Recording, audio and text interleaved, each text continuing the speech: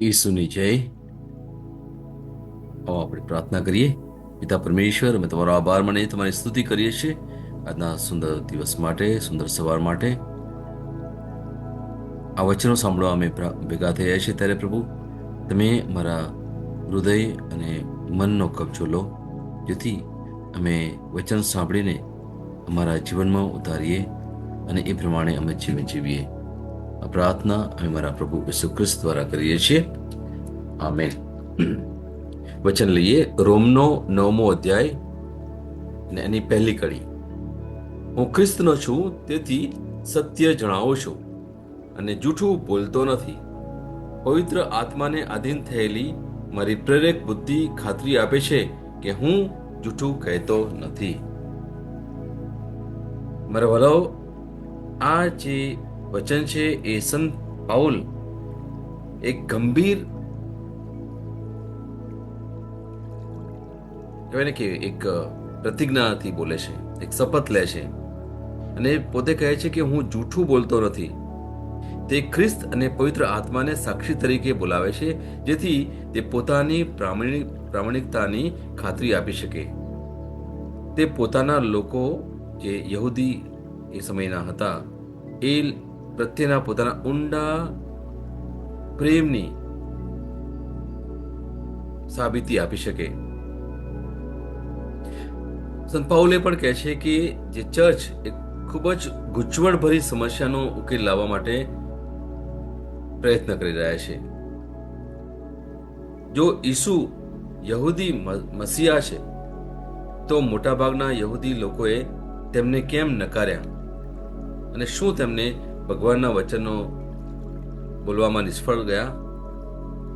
ઈસુએ જે પણ પ્રચાર કર્યો એને એ લોકો કેમ અનુસરી નહીં શક્યા? અને આ બાબત લઈને સંત પાઉલ પોતાનું દુઃખ રજૂ કરે છે.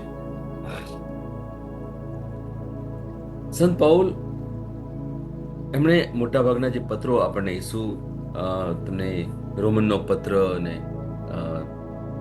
તમે ઘણા બધા પત્રો જુઓ છો.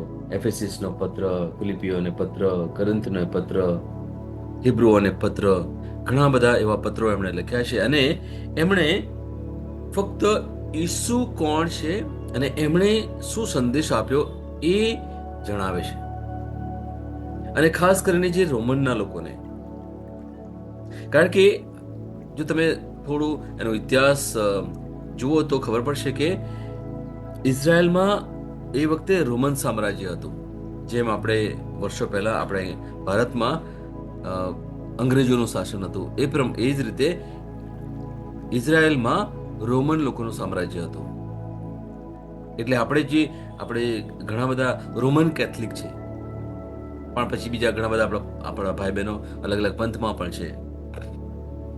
એટલે એ વખતનું જે સામ્રાજ્ય હતું અને એ વખતે ઈસુએ પોતે યહૂદી ધર્મ પસંદ કર્યો હતો અને એમણે ઈશ્વર કોણ છે, પરમેશ્વર કોણ છે, એમના વિશે લોકોની આગળ સંદેશ રજૂ કર્યો. અને એટલે સુધી કે એમણે એમની જાતનું પણ બલિદાન આપી દીધું. ઘણા લોકો એમને ઓળખી ગયા. ક્યારે? એમના મૃત્યુ પછી. મૃત્યુ સમયે તો ઘણા બધા ઓળખતા હતા, પણ જ્યારે સાચી જે પરીક્ષાનો સમય આવ્યો ત્યારે આપણને ખબર છે ઘણા લોકો, જે લોકો કહેતા ને કે પ્રભુ છે પ્રભુ છે, અને જ્યારે આપણને ખબર હોય કે ઈસુ જ્યારે ઇઝરાયલમાં પ્રવેશ કરે છે ત્યારે લોકો શું કરે છે? ઝાડની ડાળીઓ અને કપડાં ને એ બધું મૂકીને ઈસુને રાજા તરીકે સ્વીકાર કરે છે. પણ થોડા જ દિવસમાં એ જ ઈસુને એ જ લોકો જેમણે ઈસુનો સંદેશ સાંભળ્યો હતો, જેમણે ઈસુના દ્વારા ચમત્કારો જોયા હતા, એ જ લોકો ઈસુનો હવે શું કહે છે? એમને ક્રૂસે જડાવો. પાપ કર્યું હતું? ના, જરા પણ નહીં. અને એ સમયે જ્યારે ઈસુ ક્રૂસ પર મરી ગયા, એ સમયે મોટા ભાગના લોકો એમને છોડીને જતા રહેલા. અને આપણને એ પણ ખબર છે કે એમના પોતાના શિષ્યો પણ એમને છોડીને ભાગી ગયા હતા. જે પેલો વાલો પિતર એ કહેતો હતો કે ઈસુ હું તમારા માટે મરવા પર તૈયાર છું, એ પણ એમને 3 વાર નકારે છે. ત્યારે આવું કંઈ થાય છે ત્યારે આપણને એક પ્રશ્ન આવે કે હું એ સમય હોત તો હું તો ઈસુના માટે મરવા પર તૈયાર થઈ જાત. હું એ સમય હોત તો ઈસુને છોડી જ ના દઉં. પણ જ્યારે વલાઓ જીવનમાં તકલીફ આવે છે, જ્યારે દુઃખ આવે છે, જ્યારે આપણે જે ઈચ્છીએ છીએ જ્યારે નથી મળતું, ત્યારે એક પ્રશ્ન ઘણીવાર મનમાં આવે કે શું ખરેખર ભગવાન છે? શું ભગવાન મારી પ્રાર્થના સાંભળે છે? જ્યારે આવો પ્રશ્ન કરીને ત્યારે પણ આપણે ક્યાંક ને ક્યાંક આપણી જે શ્રદ્ધા છે એ ઊણી ઉતરે છે. એટલા માટે ઘણીવાર જ્યારે હું ચર્ચા કરું છું ત્યારે કહું છું કે ખ્રિસ્તી હોવું એ બહુ સહેલું છે. ખ્રિસ્તી હોવું એ બહુ સહેલું છે. કોઈ પણ ખ્રિસ્તી હોઈ શકે, પણ ખ્રિસ્તને અપનાવીને એમનામાં માનવું થોડું કઠિન છે. અને માનવીને પછી ખ્રિસ્તના સંદેશની અનુરૂપ જીવનમાં ચાલવું એ તો બહુ જ કઠિન છે. એટલા માટે પ્રશ્ન એક આવે કે શું તમે ખ્રિસ્તી છો? તો જવાબ સીધો સીધો આવી જાય, હા હું ખ્રિસ્તી છું. પણ શું તમે ખ્રિસ્તને ઓળખો છો? ત્યાં આપણે અટકી જઈએ.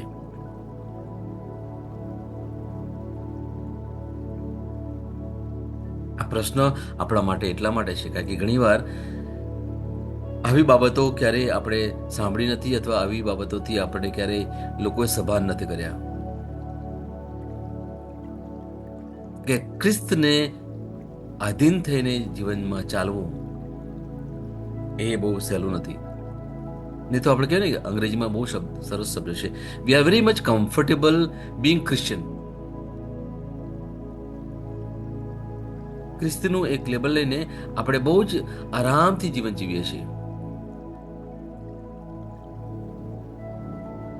એટલા જ માટે મારા ગ્રુપમાં મારે 2 ગ્રુપ છે ને 2 ગ્રુપમાં ઘણા બધા અમુક 100 લોકો છે. પણ કેટલા લોકો આ સંદેશ સાંભળે છે? ઘણા આવ્યા પણ ઘણા ભાગી પણ ગયા. કેમ? કે ગળે નથી ઉતરતું.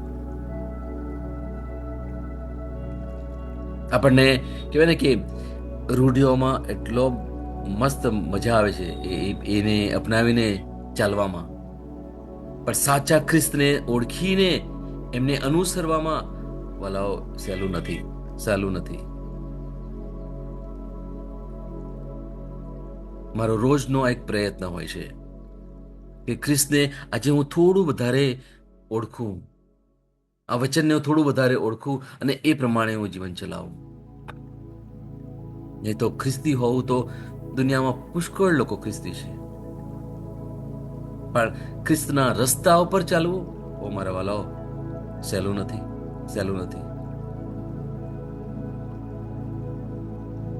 અને એટલા જ માટે જો તમે આ બાબત ઉપર તમે વિચાર કરતા હોય ને તો તમે માનજો કે ખ્રિસ્ત તમને એક નવી હાકલ આપે છે. God Jesus Christ is calling you for a special mission. Remember my dear friends, હું તમને આજે એક કહું છું, આ એક નવી હાકલ તમને પ્રભુ આપે છે કારણ કે તમે અહીંયા આ સંદેશને સાંભળો છો.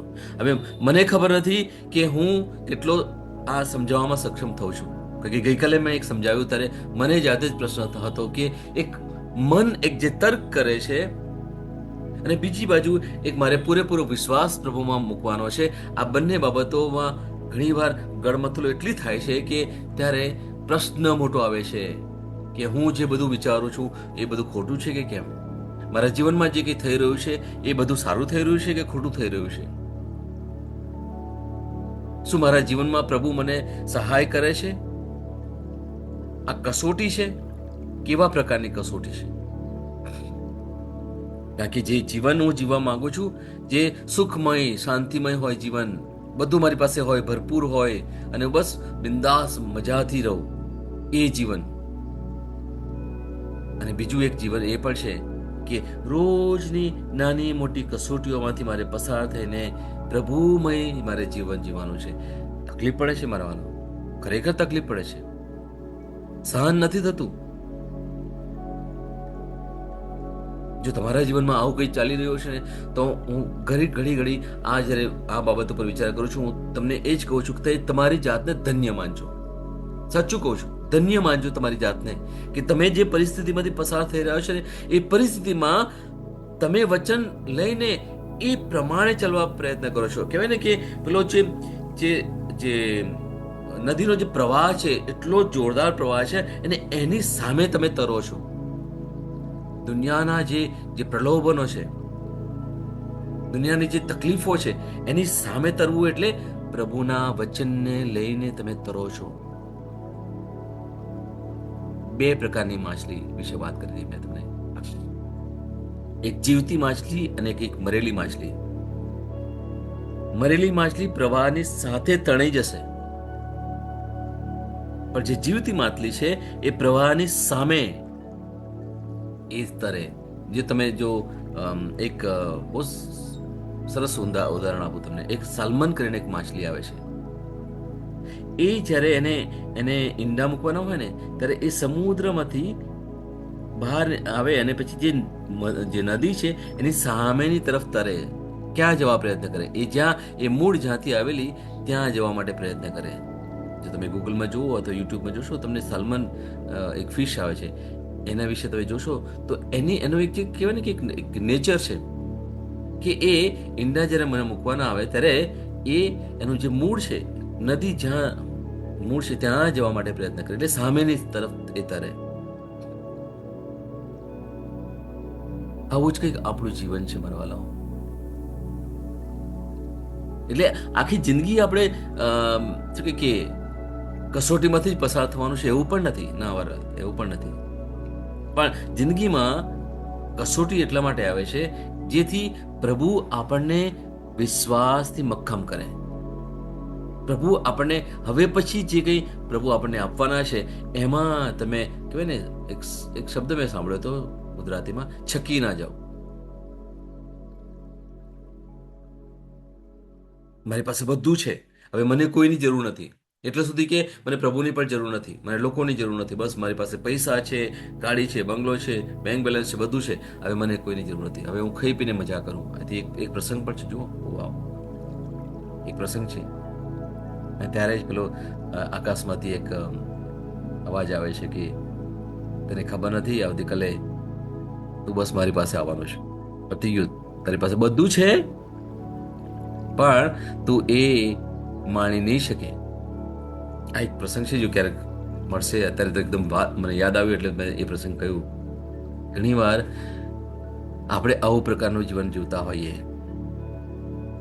ખ્રિસ્તી છીએ પણ મારી પાસે બધું છે, મને કોઈની જરૂર નથી. મારે સંદેશ પણ સાંભળવો નથી, મારે આરાધનામાં નથી જવું, મારે ચર્ચમાં પણ નથી જવું, કે આવા જે સંદેશ આવે છે ઓડિયો હોય કે વિડીયો, મને એવું પણ નથી સાંભળવું. બસ મારે મજા, બસ મારી જિંદગીમાં મસ્ત છું. જે સાચો ખ્રિસ્તી શું કરે? રોજ બાઇબલનું પઠન કરે, રોજ કંઈક આવા ઓડિયો છે, વિડીયો છે સારા જે છે એને સાંભળે અને એ પ્રકારે જીવન જીવવા માટે પ્રયત્ન કરે. એ સાચો ખ્રિસ્તી કહી શકાય, એ પ્રભુનો અનુયાયી કહી શકાય.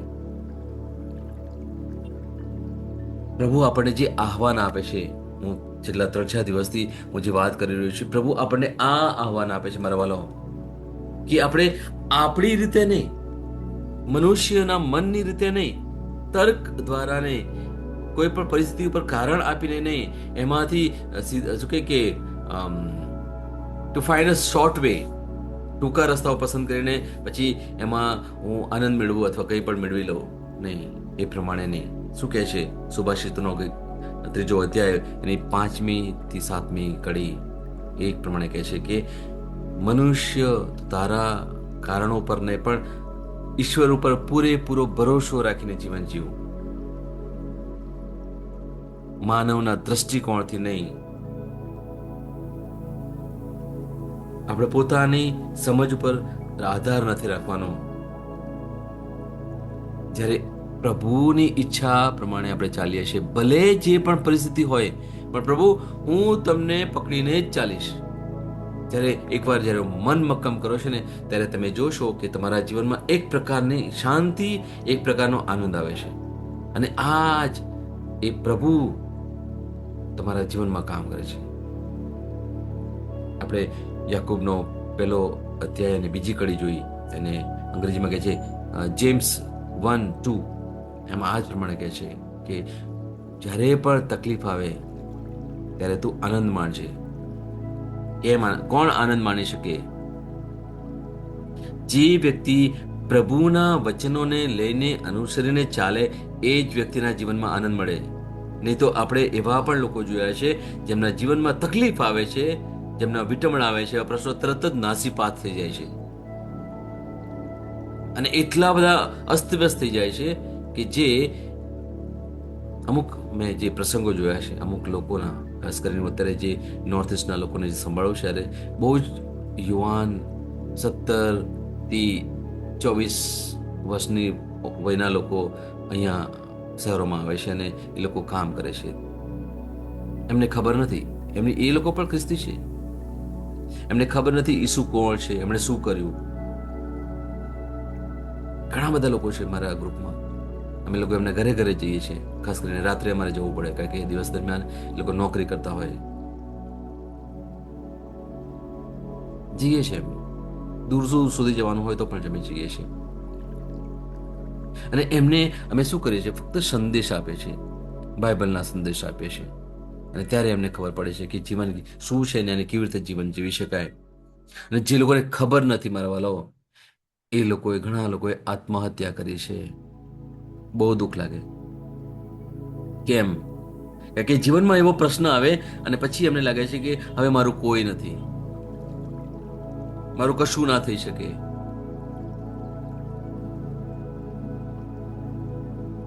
ઘણા એવા યુવક યુવતીઓ, જો તમે સાંભળ્યું હોય તો મને ખબર નથી, કે એકદમ યુવાન વય એ લોકો આત્મહત્યા કરે. બસ લાગે છે કે હવે જીવનમાં કશું જ નથી. કેમ? કારણ કે એમના જીવનમાં એવો પ્રશ્ન આવી ગયો, એમના જીવનમાં એવું કંઈ થઈ ગયું કે એમને હવે લાગે છે બસ પતી ગયું, હવે કોઈ આશા નથી.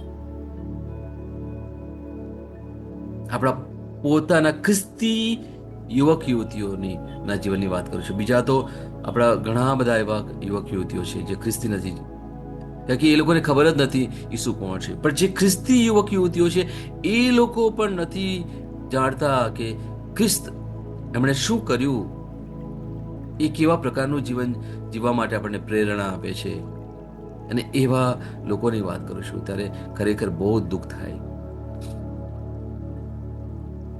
આજે પ્રભુ આપણને કંઈક અલગ વાત કરે છે. શું કહે છે કે તમે તમારા તર્ક ઉપર, તમારા કારણો લઈને તમે જીવન જીવશો નહીં, પણ પ્રભુએ જે વચન આપ્યા છે એ પ્રમાણે જીવવા માટે પ્રયત્ન કરો.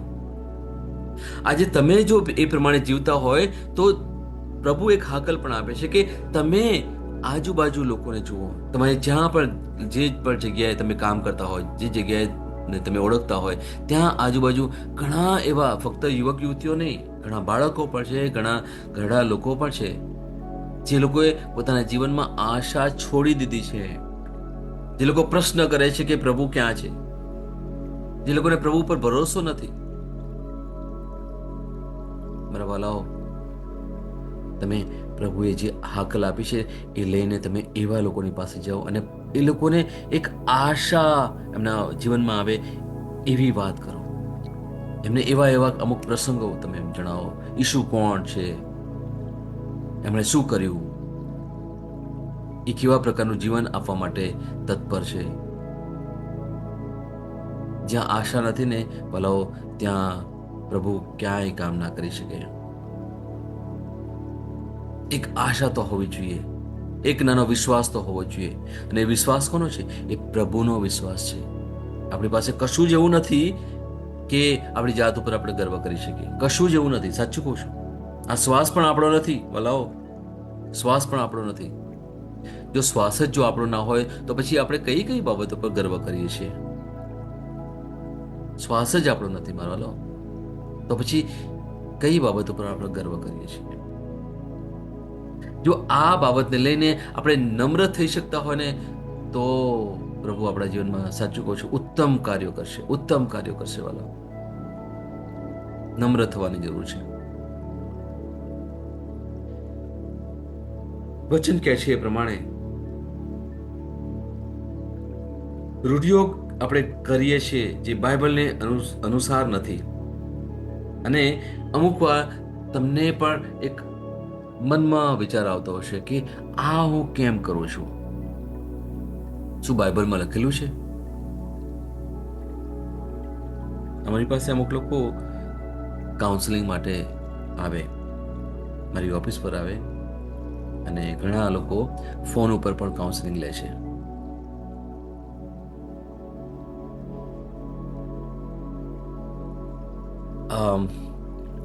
કેવી રીતે રજૂ કરું એટલે માટે હું વિચાર કરું છું. અમુક લોકો એવા એવા પ્રશ્નો લઈને આવે છે કે હું જે આ કરું છું, અથવા અમે જે આ ચર્ચમાં આવું કરીએ છીએ, એ શું યોગ્ય છે કે કેમ? આવા પ્રશ્નો લઈને અમારી પાસે આવે. ત્યારે અમારે એમને જવાબ આપવો જ પડે. અમે ચૂપ ના રહી શકીએ. અને બાઇબલને ઉલ્લેખીને અમે જ્યારે જણાવીએ ત્યારે એ લોકોને ખબર પડે છે, અરે બાપરે, આ હું આંખો બંધ કરીને કરું છું, આ ખરેખર યોગ્ય છે? તમારે જોવાનું, મારા વાલાઓ, હું તમને કોઈ બાબતની ફરજ નથી પાડતો, કોઈ બાબતની ફરજ નથી પાડતો, પણ તમે એક બાબત તો તમે કરી શકો કે જે હું કરું છું, અથવા જે બધા લોકો કરી રહ્યા છે, એ બાઇબલને અનુસાર છે, વચનને અનુસાર થાય છે? બસ એટલું તમે જોજો. અને પછી તમે પવિત્ર આત્માની કૃપા માંગજો. તમને પવિત્ર આત્મા તમને કહેશે, તમારા દિલમાં, તમારા મનમાં વાત કરશે, એ યોગ્ય છે કે યોગ્ય નથી. આપણે કોઈને કહેવાનું નથી. અમને ખબર છે, અમને ખબર છે, પણ દુનિયા એવી છે, સમાજ એવો છે, જ્યાં તમે તમે છડે ચોક કહી નહીં શકો. ઈસુએ કહ્યું હતું, ઈસુએ કહ્યું હતું, સમયે સમયે કહ્યું છે. અત્યારે પેલા લોકો છે ને, જે શાસ્ત્રીઓ, એની પાછળ પડેલા, પહેલો જ્યારે તમને ખબર હોય, પહેલો જ્યારે તમને સંદેશ આપ્યો ત્યારે એમને પેલા પર્વતની ટોચે લઈ ગયા, ત્યાંથી ખાઈમાં ધક્કો મારવા માટે તૈયાર થઈ ગયેલા ઈસુને. હા, જો આ બધા પ્રસંગો તમને ના ખબર હોય તો તમે બાઇબલ વાંચો, સાચું કહું છું. ઈસુ જ્યારે એક જગ્યાએથી બીજી જગ્યાએ જતા હતા, ત્યાં ઉપદેશ આપતા હતા અને લોકોને સાજા કરતા હતા, ત્યારે એવું નહીં માનતા કે ઓ, લોકો તો કેટલા પ્રભુને પ્રેમ કરે છે અને પ્રભુનો સંદેશ સાંભળવા માટે કેટલા આતુર છે. ના ના ના, હતા, ચોક્કસ ઘણા લોકો એવા હતા, પણ ઘણા કુતૂહલવશ પણ ઈસુની પાછળ પાછળ જતા હતા. કેમ? ચમત્કાર જોવા માટે. હા, અને એવા પણ લોકો હતા જે પોતાની જાતને બહુ જ્ઞાની માનતા હતા, પોતાને ધર્મગુરુ માનતા હતા. એવા લોકો પણ એમની પાછળ પાછળ જતા હતા. કેમ? ઈસુને એમની વાતમાં પકડવા માટે. ઈસુ કંઈક આવું બોલે છે, હા ચલો, એવું જો કંઈ બોલશે ને તો આપણે એમને પ્રશ્ન કરીશું ને પછી એમને પકડવા માટે પ્રયત્ન કરીશું. વાલાઓ, જીવનમાં જાત જાતના લોકો આપણી સાથે છે, ચારે બાજુ છે. હા, એવું નહીં માનતા કે જેટલા તમે તમારી વાહ વાહ કરે છે એ બધા પ્રભુના લોકો છે. આ બહુ જ વ્યક્તિગત વાત કરું છું તમારી સાથે. જેટલા લોકો પણ સાંભળશે આજે, આજે તમે વિચાર કરવા મંડી પડશો. ચોક્કસ કરવાનો છે વિચાર વાલાઓ. જો તમે પ્રભુના રસ્તા પર ચાલવાનો પ્રયત્ન કરશો, જે સમયથી તમે નક્કી કરશો કે મારે હવે પ્રભુનો રસ્તો જ પકડવો છે, મારે બાઇબલને અનુસાર જ જીવવું છે, શું થશે ખબર છે? ધીરે ધીરે ધીરે, જે બધા કહેવાય ને કે અંગ્રેજીમાં શબ્દ છે ફેક લોકો, જે વોટ ઇઝ કોલ્ડ ફેક, જે જે જે ખરેખર સાચા અર્થમાં તમારા મિત્રો નથી અથવા તમારા વાલાઓ નથી, એ લોકો ધીરે ધીરે તમારાથી દૂર થશે. પ્રભુનો માર્ગ પસંદ કરવો, તમારે તૈયારી કરવી પડશે લોકોથી દૂર થવા માટે, અથવા લોકો જ તમારાથી દૂર થઈ જશે. અને જો તમે એ લાગણીમાં રહ્યા ને તો પછી પ્રભુના રસ્તા પર ચાલવામાં બહુ તકલીફ પડશે મારા. હા, હું એટલા માટે કહું છું કે આ મારા પોતાનો અનુભવ છે, પોતાનો અનુભવ છે. જોયું, ઘણું બધું જોયું મેં. જ્યારે તમે એ લોકોની હામાં હા મેળવો, જ્યારે એ લોકો જે કે એ પ્રમાણે તમે કરો, જ્યારે દુનિયાની રીતે એ લોકો તમને જ્ઞાન આપે અને પછી એ પ્રમાણે જીવવા તમે પ્રયત્ન કરો, તો તમે બહુ જ વાલા સામાજિક રીતે તમે એમાં શું કે અ, એમની સાથે રચા પચારો, ત્યારે એ તમને બહુ જ પસંદ કરે. દુનિયાવી રીતે જીવન જીવો તો તમને તમારી પાસે તમારે ચારે બાજુ ઘણા બધા સારા કહેવાય ને શુભેચ્છકો જેવા હશે. પણ જે સમયે તમે પ્રભુનો રસ્તો પસંદ કર્યો વાલાઓ, યાદ રાખજો, તમારી જે નજીક છે એવા લોકો ધીરે ધીરે ધીરે ધીરે દૂર થતા જશે. અથવા એક સમય એવો આવશે જ્યારે તમને સાચું શાણપણ મળશે પ્રભુના વચનનું, ત્યારે તમને ઘણા લોકો એવા ફેક લાગશે, તમને એમનામાં બહુ ઊંડાણ જોવા નહીં મળે. ત્યારે તમે જાતે એમની સાથે નો સંબંધ, આપણે કોઈની સાથે સંબંધ કાપવાની વાત નથી કરતો, પણ જે લોકો પ્રભુની નજીક છે ને એ લોકોની સંગતિ તમને ગમશે. પણ જે લોકો દુનિયાની વાતો કરતા હશે, લોકોની વાતો કરતા હશે, બીજી ઘણી બધી જાત જાતની વાતો કરશે, એમાં તમને રસ નહીં આવે. હું તમને એ કહેવા માંગુ છું. પણ જ્યાં બાઇબલની વાત થતી હશે, જ્યારે પ્રભુના વચનોની વાત થતી હશે, પ્રભુ ઈસુના જીવન વિશે વાત થતી હશે, એમના સંદેશ વિશે વાત થતી હશે, એમાં તમને બહુ જ રસ આવશે. ત્યાં તમને જઈને વાત કરવાની ઈચ્છા થશે, ત્યાં તમને સમય ગાળવાની ઈચ્છા થશે. આ કોણ કરે? આ પવિત્ર આત્મા તમારા જીવનમાં કાર્ય કરે છે મારા વાલાઓ. પછી તમારા જીવનમાં જે પણ તકલીફ હશે, જે પણ વિટમણા હશે, જે પણ પ્રશ્નો હશે, એને તમે ગૌણ સમજો છો, એને તમે બીજા નંબરે મૂકો છો. પહેલા નંબરે કોણ? પ્રભુ અને એમનું વચન. Praise the lord. અને જો તમે આ પ્રમાણે કરતા હશો ને મારા, હું તમને સાચું સાચું કહું છું, પ્રભુ તમારા જીવનમાં બહુ જ મોટું કામ કરનાર છે. Praise the lord. બહુ જ જલ્દી તમને પ્રભુ એમના પ્રેમનો પરચો બતાવનાર છે મારા વાલાઓ. યાદ રાખજો, યાદ રાખજો, હું તમને સાચું કહું છું. તમારા કુટુંબમાં, તમારા જીવનમાં, તમારા ઘરમાં પ્રભુ બહુ જ મોટું કામ કરનાર છે, બહુ મોટો ચમત્કાર કરનાર છે. કેમ? કારણ કે તમે સાચા પ્રભુને ઓળખો છો, સાચા પ્રભુને ઓળખવાનો પ્રયત્ન પણ કરો છો, અને એમના રસ્તાઓ પર તમે ચાલી રહ્યા છો. તમે દુનિયાના તર્ક ઉપર નહીં, દુનિયાના વ્યવહારો પર નહીં, પણ પ્રભુની ઈચ્છા મુજબ તમે ચાલો છો. પ્રભુ પર વિશ્વાસ રાખીને તમે ચાલો છો, અને એ વિશ્વાસ પ્રભુનો વિશ્વાસ.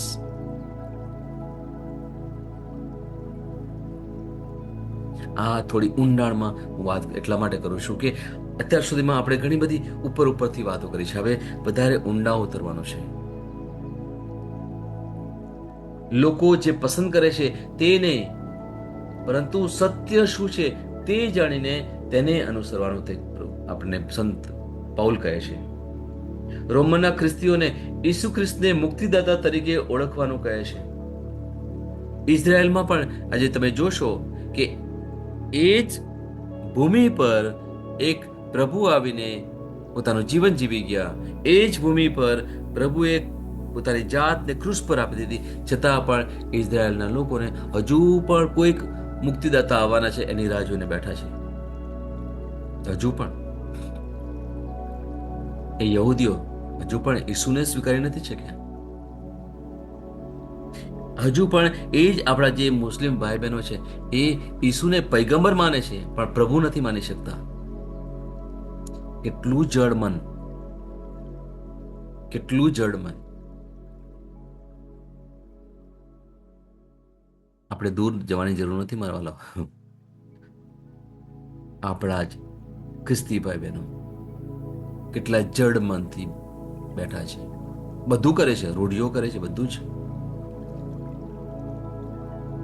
પણ સાચા પ્રભુને ઓળખવું એ તો પવિત્ર આત્માનું કામ માનવાનો. એમાં આપણો તર્ક ના ચાલે. જે આપણને મુક્તિ મળવાની છે એ ફક્ત પ્રભુ ઈસુ દ્વારા જ મુક્તિ મળે વાલાઓ, બીજા કોઈ પણ વ્યક્તિ દ્વારા નહીં. કોઈ ગમે તેટલી એનો એનો જાહેર પ્રચાર કરે,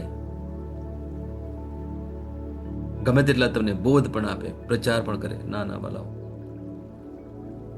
બાઇબલમાં ફક્ત ઈસુ જ આપણને મુક્તિ આપી શકે, એ દ્વારા કંઈ જ નહીં. અને તમારે એની સાબિતી તમારે જાણવી હોય તો યોહાનનો 17મો અધ્યાય આખો વાંચજો તમે. 17મો અધ્યાય. આ એક ઘરકામ આપું છું તમને.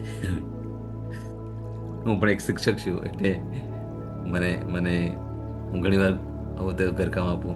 અને જો અહીંયા ફક્ત એટલા માટે હું ઘણીવાર વાત કરું છું કે હું અહીંયા ફક્ત એક એવો અલગ રીતે આપણે વાત કરું છું કે ખાલી પ્રચાર નથી કરતો હું.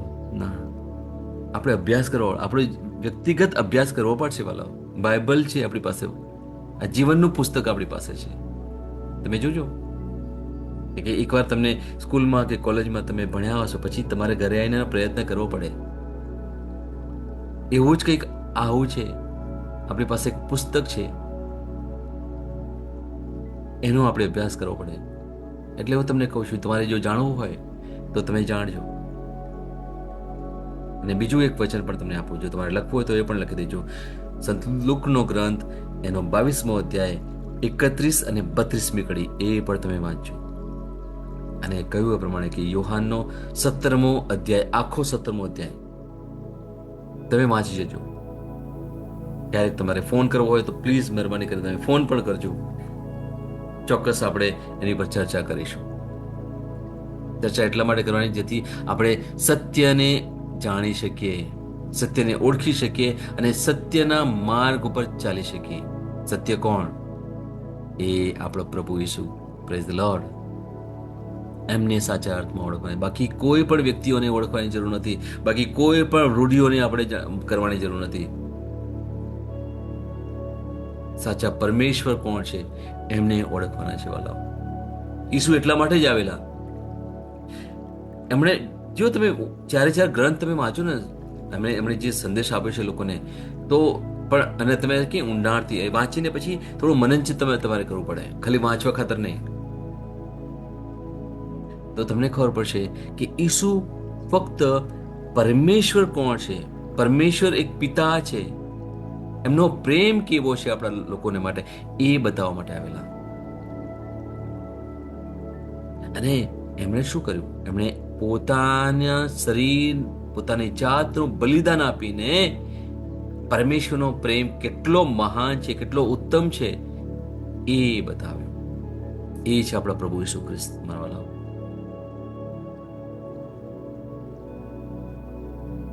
અને જે સમયે આપણે સાચા પ્રભુને ઓળખી ગયા ને, ત્યારે આપણે આપણું જે જીવન જીવવાની એક જે ઢબ છે, જે રૂઢી છે, એમાંથી એકદમ અલગ પ્રકારનું જીવન જીવીશું. લોકો જીવે છે એ પ્રમાણે નહીં, પ્રભુ જે કહે છે એ પ્રમાણે જીવન, બાઇબલ વચન જે કહે છે એ પ્રમાણેનું જીવન. અને ખાસ કરીને જો તમે જોશો કે જે પ્રેષિતોના ચરિત્ર પછી જે રોમનના પત્રો છે, એના પછીના ઘણા બધા પત્રો છે, એ તમે વાંચશો ત્યારે તમને ખબર પડશે એમાં ઘણું બધું રહસ્ય છે.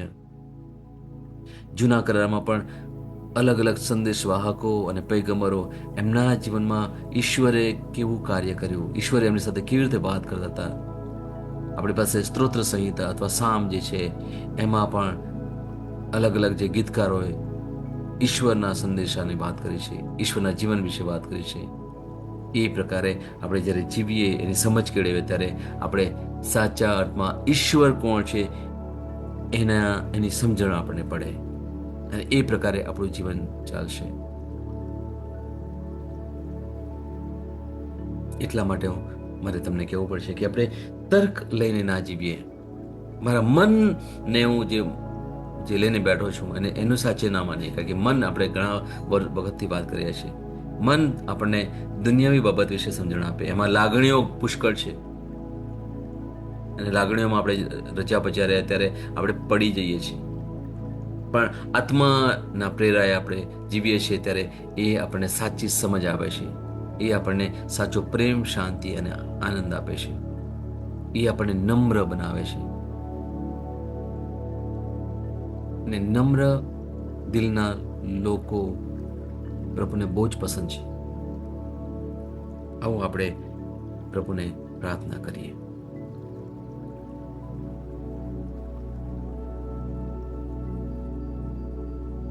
તમે એ રીતે બોલો કે અર્થપૂર્ણ રહે. 21મો દિવસ, વિશ્વાસ ઘોષણા. હું મારા જીવન પર પ્રભુની અલૌકિક કૃપા જાહેર કરું છું. જે હું મારી જાતે ન કરી શક્યો તે પ્રભુએ મારા માટે કરાવ્યું છે.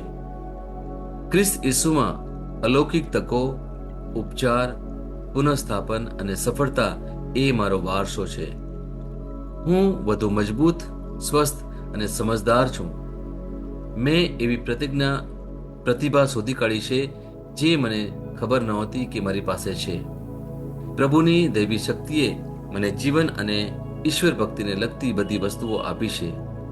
પવિત્ર આત્માની શક્તિ દ્વારા હું મારા ઈશ્વરે આપેલા સ્વપ્નને પરિપૂર્ણ અને મુક્ત કરું છું. આ મારી ઘોષણા છે. દૈવી સ્વાસ્થ્ય કબૂલાત. હું ખ્રિસ્તમાં ઉચ્ચ જીવન જીવું છું. એવું જીવન જે સામાન્ય માનવ જીવન કરતાં ઊંચું અને મહાન છે. માંદગી, રોગ, નિષ્ફળતા અને મૃત્યુ કરતાં ઊંચું છે. હું દરરોજ અલૌકિક વિજયમાં જઉં છું. હું વિજયી રીતે શાસન કરું છું અને તમામ સંજોગો પર આધિપત્યનો ઉપયોગ કરું છું. આમેન. હું જે પણ ઈશ્વરના નામ પર બોલું તે થશે જ. હું મજબૂત છું. હું તંદુરસ્ત છું. હું ધન્ય છું. હું સમૃદ્ધ છું. હું શક્તિશાળી છું. હું અભિષિક્ત છું. હું મુક્ત છું. હું પ્રભુનો વિશ્વાસી છું. હું પ્રભુ અને મનુષ્ય દ્વારા પ્રિય છું. હું જે જોઉં છું તે નથી બોલતો, પણ જે જોવા માંગુ છું તે બોલું છું. હું એક અવિભાજ્ય બીજ છું. હું મારા પ્રભુના ઘરમાં સારી જમીન પર રોપાયો છું. હું મારા ઈશ્વરની વાડીમાં નારિયેળના ઝાડની જેમ ફૂલું ફાલું છું. હું ખરા સમયમાં મબલક પાક આપું છું. હું પ્રભુમાં તાજા લીલા વૃક્ષો જેવો છું. હું વૃદ્ધાવસ્થામાં પણ ફળદાયક રહીશ. મારા પાન કદી નહીં કરમાય. હું જે પણ પ્રભુ ઈસુના નામમાં કામ કરીશ તેમાં સફળ થઈશ. ઈસુના નામમાં વસ્તુઓ હંમેશા મારા માટે કામ કરી રહી છે. હું ખ્રિસ્ત ઈસુમાં દરેક આત્મિક આશીર્વાદ મેળવનાર છું. હું મારા મનને ખ્રિસ્તના મન જેવું સંપૂર્ણ થવાનું કહું છું અને તેને નિર્દેશ આપું છું કે તે પ્રભુના વચનો દ્વારા ચાલે. હું મારા રજ્જુ અને ચેતાને જીવનની વાત કરું છું. હું મારા સ્નાયુઓ અને અસ્થિબંધન માટે તાકાત બોલું છું. હું મારા હૃદય સાથે જીવન શક્તિની વાત કરું છું. હું સામાન્ય શ્વાસની પ્રક્રિયા જાળવવા માટે મારા ફેફસા અને પેશીઓ સાથે વાત કરું છું. હું મારી કિડની, યકૃત અને સ્વાદુપિંડને સંપૂર્ણ સ્વાસ્થ્ય અર્પું છું. મારા લોહીના દરેક કોષમાં જીવન છે. મારા હાડકાં, સાંધા અને નાજુક અસ્થિઓ ગોઠવાયેલા, મજબૂત અને મક્કમ છે. મારી આંગળીઓ ઉત્તમ રીતે કાર્ય કરે છે. મારી આંખોનું તેજ સારું છે. મારા કાન શ્રેષ્ઠ રીતે કાર્ય કરે છે. મારી ત્વચા નવા જન્મેલા બાળક અને ઈશ્વરની સુંદરતા જેવી મુલાયમ અને તંદુરસ્ત છે. મારા વાળના મૂળ સજ્જડ છે. હું મારા વાળને મજબૂત રહેવાનો આદેશ આપું છું અને જ્યાં વૃદ્ધિની જરૂર હોય ત્યાં હું વાળ ઉગવાનું કહું છું.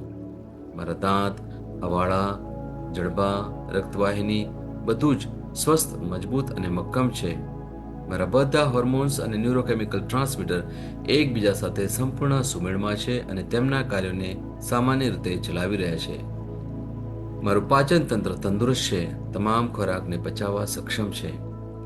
હું ખ્રિસ્તની આજ્ઞાપાલનમાં તમામ પ્રકારના વ્યસનો, માદક દ્રવ્યો, ખાવું પીવું, મીડિયા, વિલંબ, ગપસપ, આળસ, અતિશય ઊંઘ, અનિવાર્ય ખરીદી અને દરેક પ્રકારનો અતિશય વપરાશ તમામને કાબૂમાં લઉં છું. જેમ ઈસુ છે તેવો જ હું છું. મારી પ્રજનન પ્રણાલી પૂરતી માત્રામાં અને સારી ગતિશીલતા દ્વારા શુક્રાણુનું ઉત્પાદન અને જમા કરી રહી છે. બહેનો માટે મારી પ્રજનન પ્રણાલી સમયસર ઈંડા કોષો ઉત્પન્ન કરે છે તથા જન્મ સુધી ગર્ભનું રક્ષણ અને પોષણ કરે છે. મારા અંગની દરેક પેશીઓ સંપૂર્ણ રીતે કાર્ય કરે છે અને હું મારા શરીરમાં કોઈ પણ ખામી કે ખોળખાપણને નકારું છું. મારી સંપૂર્ણ માનવ શરીર રચના અને શરીર વિજ્ઞાન ખ્રિસ્ત ઈસુમાં પૂર્ણ થયેલ છે. ઈસુના નામે હાલેલુયા, આમેન. ઈશ્વર પિતા મને પ્રેમ કરે છે, હું જાણું છું. ઈશ્વર પુત્ર મને પ્રેમ કરે છે, હું જાણું છું. ઈશ્વર આત્મા મને પ્રેમ કરે છે, હું જાણું છું. ઈસુની જય. વલો તમે અનમ્યુટ કરી શકો જેથી આપણે એક સાથે અન્ય ભાષામાં બોલી શકીએ. Hallelujah, hallelujah, Hallelujah, hallelujah, hallelujah, hallelujah, hallelujah, hallelujah. લખરા શકર રખરા માશે બેરે ખેરે ખેરે શેરે બેચે ખેલે કલાકાર ખરા માશે બેરે વેશે કરે રે લાબારા બાશા બારા બાખરા મખરા ખરા ખરા માશે કરે કરે શેરે બેરે બેશે હાલેલુયા બાશા બારા બાશે બેરે બે ખેરે ખેરે કરે શેરે બેશે બારા કરે લાબારા બાશા બારા બે ખેરે શેરે કરે શેરે શેરે બેશે બેરે બેશે બેરે શેરે લાબારા બાશા બારા બાખરા ખરા માશા બારા બેશે કરે કરે શેરે કરે બેશે બેરે ઓલા લાલી લા બાખરા બાખરા રે રેશા બાશા બારા બાખરા ખરા માશે કરે શેરે રે શેરે બેશે બારા બાખરે બેશે બેરે બે લાબારા બાશા બારા બેશે કરે રે શેરે બેશે બારે બે આલાલી બાશા બારા બે ખેરે ખેરે શેરે રે શેરે બેશે બેરે બેશે બાશા બારા બેશે બેરે બેશે બેરે બે ઓલા લિયા બાશા બારે ખેરે ખેરે શેરે બેશે બેરે બેશે ખરા ખરા જા ખરા ખરા શારા ખરા શારા તા ખરા કે hallelujah. Thank you Jesus. Praise Jesus. Thank you. Praise લો. હાલેલુયા. પિતા પરમેશ્વર જય હો, पिता परमेश्वर ना जय हो, પ્રભુ ઈશુનો જય હો, प्रभु यीशु नो जय हो, પવિત્ર આત્માનો જય હો, प्रभु पवित्र आत्मा नो जय हो, પવિત્ર ત્રિક્યનો જય હો. पवित्र एके नो जय हो, ઈશુની જય. यीशु नी जय.